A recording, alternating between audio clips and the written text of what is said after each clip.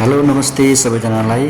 हामी पनि सन्डेको बिदा दिन चाहिँ रोमानिया बुकारिस बागडुरा भन्ने रिभर साइडमा चाहिँ पौडी खेल्न गएको थिएँ। बाटो जाने बाटो चाहिँ यस्तो छ है साथीहरू, तपाईँ जहाँ ग्रुपमा जानु होला, साथीहरू मिलेर जानु होला।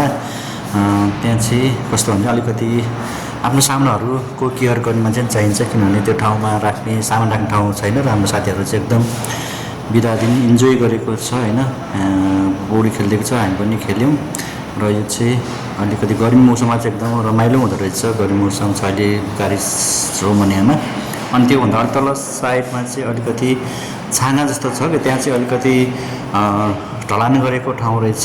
अनि त्यहाँ चाहिँ फलामहरू ठाउँ ठाउँमा निस्केको पनि रहेछ भन्ने थाहा भयो, किनभने हाम्रो साथी पौडी खेल्दा चाहिँ त्यहाँ त्यो छाँगाबाट तल झर्दाखेरि चाहिँ हाम्रो साथीको शरीरमा र खुट्टामा चोट लागेको थियो कि, खुट्टाबाट ब्लड धेरै आएको थियो। त्यही भएर अलिकति केयर हुनु होला है, तपाईँहरू साथीहरू अलिकति विचार गरेर जानु होला र अलिकति आफ्नो ज्यानको जोखिम